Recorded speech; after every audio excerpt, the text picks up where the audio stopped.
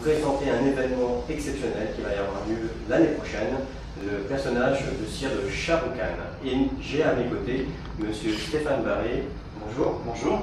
Alors, donc vous êtes le sculpteur de Shah Rukh Khan. De Shah Rukh Khan. Exactement. Très bien. Alors, vous allez nous parler déjà du projet, depuis la conception, la réalisation et bien évidemment la phase finale. D'accord. Voilà. Donc j'ai eu le plaisir de rencontrer Shah Rukh Khan à Londres avec toute l'équipe Grévin au mois de juillet. Ça nous a permis ce rendez-vous déjà d'avoir des contacts et surtout de pouvoir faire énormément de photos, de le scanner, de voir avec lui la pose que l'on pouvait avoir par rapport à son personnage pour pouvoir après par la suite réaliser toute la sculpture de toute la partie technique. Très bien. Ouais. Cette rencontre, elle a été, j'imagine, organisée, préparée. Comment elle a été pendant toutes ces séances de photos Ça s'est très très bien passé. On l'a rencontré donc en fin d'après-midi sur Londres et on a passé 3, 4 heures, 5 heures, je ne sais plus exactement avec lui, où il était vraiment très très disponible et on a pu faire tout ce qu'on voulait pour entièrement disponible. Voilà, entièrement exactement. Ça c'était vraiment un point très important. Alors la question que j'aimerais vous poser, c'est d'abord avant de se lancer dans ce projet, est-ce que vous connaissiez Shah Rukh Khan? Je le connaissais, j'en avais entendu parler, mais c'est pas que je le connaissais pas spécialement. Ni à travers des films. Ni à travers des films, non. Donc c'est vrai que c'est toujours il faut se plonger un peu dans le projet, dans l'historique, voir un petit peu, connaître un petit peu son personnage. Et puis surtout quelque chose qui est très très important, c'est de le rencontrer. Quand on crée un personnage, rien que déjà de pouvoir le rencontrer, c'est déjà quelque chose, puisque ça nous permet d'avoir une vision globale du personnage, parce que c'est vrai qu'à travers la télé, la vidéo, etc., problème de proportion, de grandeur, tout est un peu faussé par l'écran. Donc c'est vrai que par rapport à un personnage que l'on doit réaliser par la suite, il faut vraiment qu'on puisse le rencontrer pour avoir un maximum d'infos sur le personnage. Très bien. Donc c'était en juillet l'année dernière que vous avez pris les photos. Juillet cette année. Ah, cette année, oui. D'accord. Cette année, ouais. Donc là aujourd'hui vous êtes arrivé à un prototype, on va dire, c'est ça? C'est l'étape principale, c'est-à-dire que c'est le modelage de la tête qui va être validé, je pense, peut-être demain ou début de semaine prochaine. Donc c'est la première grosse étape, c'est-à-dire qu'à partir de la séance photo, de la prise de scan, puisqu'on le scanne pour pouvoir avoir l'attitude, pour pouvoir avoir un maximum d'informations, pour qu'on puisse après reprendre des mesures, puisque j'ai pu le rencontrer qu'une fois, enfin toute l'équipe a pu le rencontrer qu'une fois. Donc c'est vrai qu'il faut pouvoir emmagasiner un maximum d'informations. Donc là c'est la première étape. Il n'y a pas de problème, je vais couper. Donc là c'est l'étape.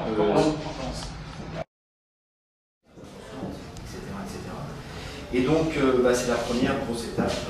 Avant, toute l'étape de moulage, tirage en cire, mise en place des cheveux. C'est l'étape principale pour moi, puisque je vais un petit peu m'arrêter. Là, j'ai fait tout le travail de modelage. Et puis après, je vais avoir un travail de suivi par rapport à toutes les étapes que j'ai citées juste avant. Très bien. Donc là, à partir des photos, à partir du scannage, là vous avez créé, on va dire, un prototype. Voilà. J'imagine que c'est la taille réelle. Exactement, la taille réelle. Tout à fait. Donc à partir des photos, vous arrivez à partir des photos et du scan, oui. C'est-à-dire qu'on prend les mesures, sur le scan on l'a sur l'ordinateur, donc ça nous permet de prendre toutes les mesures possibles et imaginables, c'est-à-dire les largeurs d'oreilles, les hauteurs. Vous connaissez les coordonnées techniques dans la machine. Voilà, exactement. C'est-à-dire que le scan nous permet de faire ça. Et puis surtout, il y a toutes les photos qui nous permettent, en ayant pris une trentaine de photos tout autour du visage, par exemple, c'est d'avoir toutes les faces, le nez, les épaisseurs, etc., etc. Donc là, c'est la partie, on va dire la base, mais après, il y a la partie esthétique, la partie couleur. Voilà. Et ça, c'est. Alors, c'est pas moi qui gère, voilà, c'est ça. Il y a toute une équipe donc, au musée interne qui va gérer donc, et le moulage du personnage, et le tirage en cire. Ensuite, moi, je vais faire l'étape de mise en place des yeux. Donc, qui se fait par l'intérieur, la cire, le regard. Exactement. Donc j'ai toujours, comme je me plonge, moi pendant, donc là ça fait bientôt 4 mois, pendant 4 mois je me plonge dans le personnage, donc c'est vrai que j'ai une vision entière de ce personnage, donc c'est vrai que c'est à moi un petit peu de placer les yeux, parce que ben, je suis encore dans la partie. D'accord. Donc tout ce qui est côté expression du visage, ça c'est vous. Après, il y a la partie esthétique, couleur, cheveux, voilà, ça c'est une autre équipe. Voilà, c'est ça. Très bien. Ensuite, ce que j'aimerais savoir, c'est vous avez visionné quelques films de Shah Rukh Khan pour... J'ai regardé un petit peu quelques films, mais c'est vrai que c'est relativement difficile de travailler avec des films, parce qu'on n'a pas spécialement des gros plans. Et puis bah, les arrêts sur image, enfin c'est vrai que le film c'est bien pour avoir une ambiance, pour voir un petit peu bon, les corpulences et les placements des personnages, etc.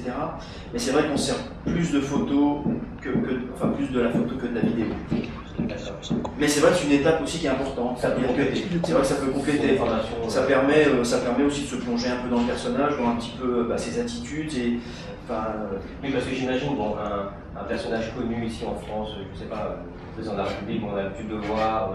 Ah, c'est pas si facile que ça. C'est-à-dire que la vision qu'on a simplement en voyant quelqu'un, que ce soit. Ou alors se dire à partir de là, il va falloir que je le recrée en volume. On a une vision qui est complètement différente. C'est-à-dire qu'on s'attache à des choses qui sont complètement différentes. C'est-à-dire qu'on va à la fois voir l'ensemble, mais on va essayer aussi de chercher un maximum d'informations sur les détails. C'est-à-dire que quand je rencontre quelqu'un, il faut que je regarde un petit peu tout, c'est-à-dire le regard, les yeux, voir un petit peu comment la personne sourit, est-ce qu'il y a des rides, est-ce qu'il y a des choses comme ça qui apparaissent à certains moments. Donc tout ça, ça veut dire que c'est une vision un petit peu différente que de regarder quelqu'un. Donc en fait, un personnage connu et moins connu, pour vous, ça n'a pas de différence. Ça n'a pas trop de différence, parce qu'on s'aperçoit qu'il y a plein de choses que l'on n'a pas remarqué quand on l'a vu spécialement dans la rue ou à la télé. D'accord, très bien. Ce que je voulais savoir aussi, c'est vous avez demandé à Shah Rukh Khan de sourire.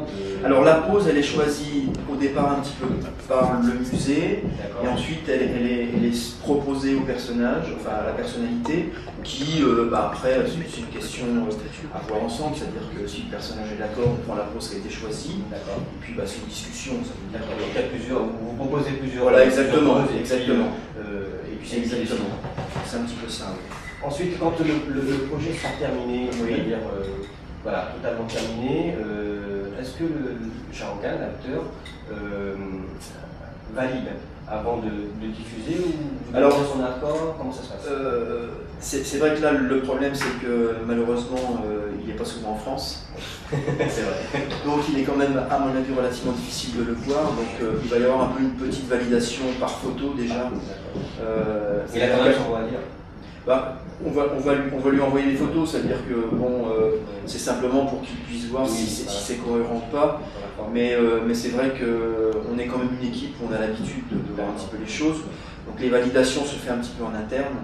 Mais c'est vrai que quand on peut avoir la personnalité, c'est-à-dire une personnalité française ou disponible sur la région parisienne, on essaye dans une étape avant le moulage de la faire revenir pour quand même voir, parce que entre la partie photo, on est vraiment en 2D, et la 3D, il va avoir quelqu'un juste à côté, il y a quand même aussi des fois des petites choses où on se dit tiens, il faudrait changer encore un petit peu là, etc. Donc c'est vrai que c'est toujours intéressant de pouvoir revoir le personnage avant l'étape de moulage, parce que c'est vrai qu'une fois qu'il est moulé, une fois qu'on a fait cette enveloppe en silicone, c'est-à-dire souple, il n'y a pratiquement aucun moyen de remodifier. On peut faire des petites modifications, mais s'il y a des grosses modifications, c'est trop tard. C'est-à-dire que cette étape-là, elle peut à tout moment être modifiée. Donc c'est vrai que c'est pour ça que c'est éventuellement intéressant de re-rencontrer le personnage. Et concernant le costume, c'est un choix du musée, de l'acteur Ça c'est souvent bon, c'est dans le cas de Shah Rukh Khan, c'est lui qui va nous fournir un de ses costumes pour... carrément. Voilà. Donc ça voudrait dire que Shah Rukh Khan, quand il sera exposé au musée Grévin, tout à fait, ça sera un de ses costumes. Voilà, c'est ça. Ah, ça c'est bien à savoir. Voilà. Parce que c'est quand même quelque chose qui lui appartient finalement, et que les gens pourront voir, peut-être pas toucher, mais voir quelque chose d'important à Charles-Hogan, tout à fait. personnel. C'est vrai que c'est souvent plus intéressant, c'est-à-dire au moment du rendez-vous de départ, on demande à la personnalité si déjà dans quelle tenue elle veut éventuellement se voir au musée, et puis on lui propose, on lui demande s'il y a possibilité d'avoir un prêt pour soit faire une copie, ou alors à ce moment-là un don du costume pour pouvoir mettre sur le personnage. Et dans le cas de Charles-Hogan, je pense qu'on va récupérer un de ces costumes pour le personnage. Monsieur Barré, la question que j'aimerais vous poser aussi, c'est combien d'heures faut-il pour réaliser tout ce projet et puis la composition de votre équipe, le nombre de personnes qui travaillent sur ce projet également? Alors, le nombre d'heures, je ne sais pas si c'est bien facile de vous donner une réponse. Par contre, en nombre de mois, il faut à peu près 6 mois pour faire un personnage. 6 mois. C'est-à-dire qu'à peu près, on va compter 3 bons mois pour le modelage de la tête. Et puis ensuite, le moulage, l'implantation qui est relativement longue aussi, puisque donc il y a toute une partie perruque, mais il y a toute une implantation de cheveux tout autour de la tête. Donc ça, c'est une étude, un temps on va dire entre un bon mois, un mois et demi, et puis il y a tout le maquillage derrière. Et puis moi, pendant ce temps-là, j'ai toute la réalisation du corps, puisque je fais également le corps. Donc là, pour l'instant, il est déjà modelé, mais bon, il y a toute l'étape de moulage, tirage en résine, puisque le corps est en résine, il n'y a que la partie tête qui est en cire. Et puis l'équipe, il y a aussi les mains, le maquillage des mains, etc. Donc ça donne, on va compter en mois, c'est à peu près 6 mois de travail pour sortir un personnage. D'accord, 6 mois. Et puis au niveau de l'équipe, donc il y a toujours un sculpteur qui gère un personnage, c'est-à-dire qu'on est 3 sculpteurs au musée. Et puis il y a une équipe à peu près de, on va dire, 10 personnes qui tournent un petit peu autour de chaque personnage, entre les gens qui implantent, les gens qui font le moulage, le tirage, le maquillage, etc. Donc on est environ une dizaine de personnes pour pouvoir gérer la totalité d'un personnage. Très bien. Merci beaucoup. Merci.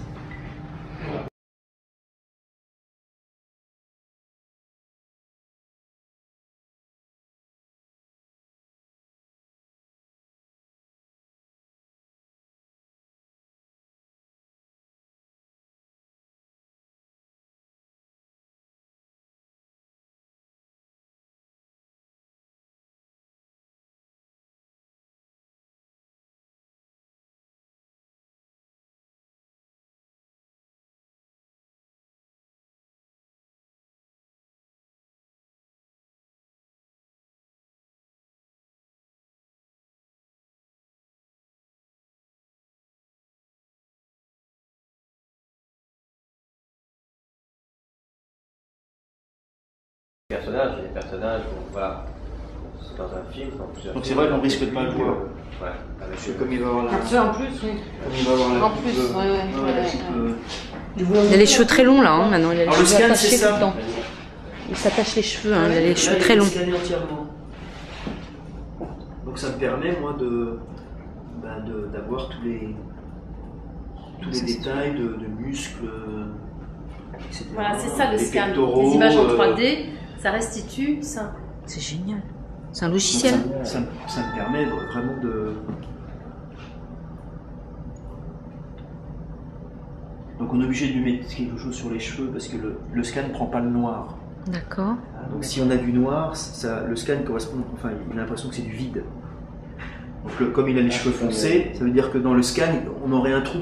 Ah oui, d'accord. On est obligé de lui mettre quelque chose sur la tête pour puis l'habiller avec une tenue blanche. C'est pour ça qu'il a une tenue blanche, là, enfin un t-shirt Comme blanc. les fonds verts et les fonds bleus. Voilà, c'est le même principe.